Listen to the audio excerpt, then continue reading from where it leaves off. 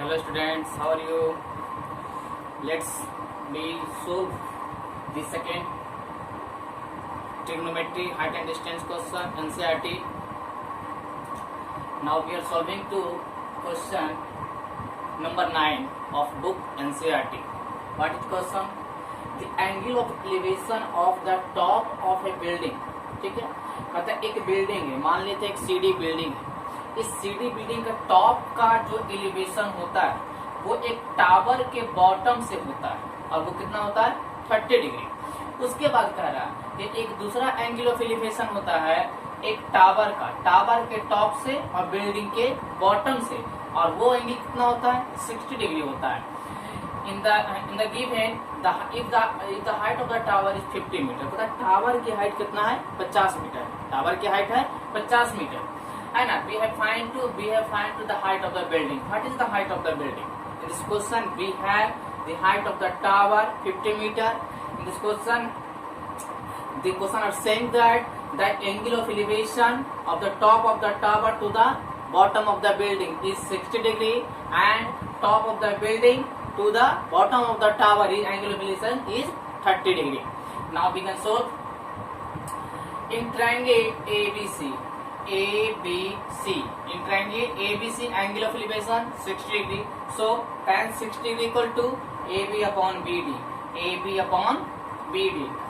tan 60 का value क्या होता है √3, यानी और AB कितना है 50 मीटर, 50 बटा BD। क्रॉस मल्टीप्लीकेशन इसको इधर कर दें तो BD बराबर क्या आ गया 50 बटा √3। Any doubt? Again in triangle BCD angle of elevation is given 30 degree, angle of elevation 30 degree. So we can use tan 30 degree. tan 30 degree is equal to CD upon BD, CD upon BD।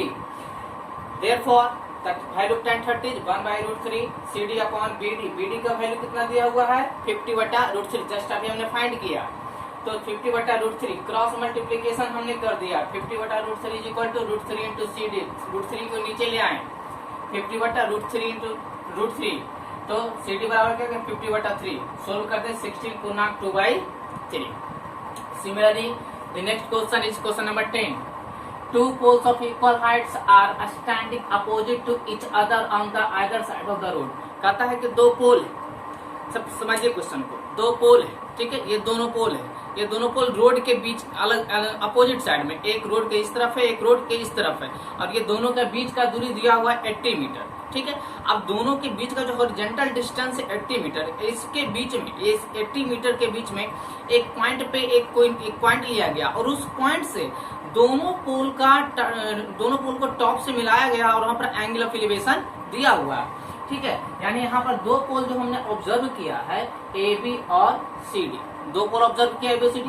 कहता है BC का height दिया हुआ है, BC का distance दिया हुआ है 80 metre.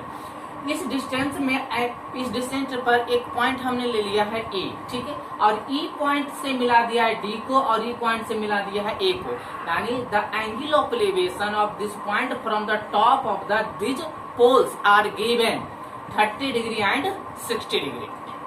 Okay, here AB equal to CD equal to H, कहता दोनों पोल की हाइट H है, तब मान लेते हैं कि दोनों पोल बराबर H। Their angle of elevation is given at point E is 60 degree and 30 degree, ठीक है।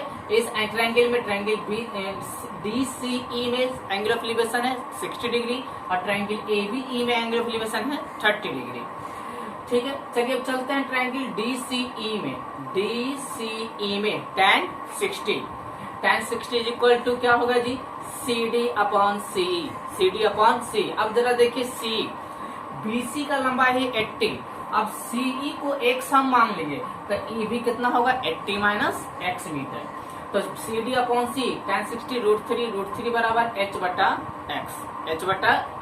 Cross multiplication √3 into x equal to h, equation first.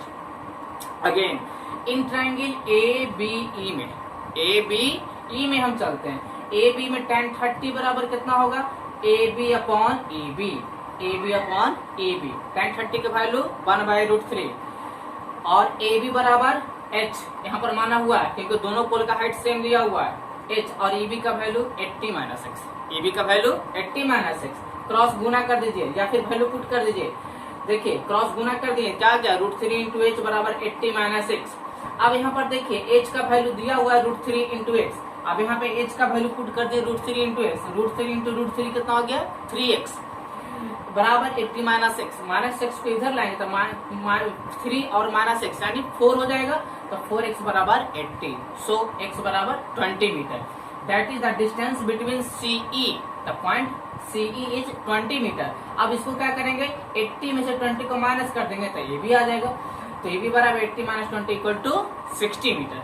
हमसे एक क्वेश्चन और इसमें पूछ रहा है what is the height of this poles, दोनों पोल की हाइट क्या होगी वो निकालना है।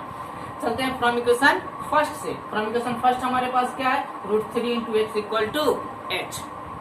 √3 into x is equal to h. अब देखिए x का वैल्यू आ गया हमारे पास कितना 20, 20√3 यानी ये दोनों पोल की ऊंचाई कितना हो गया, हाइट कितना हो गए 20√3। Okay that's all, thank you.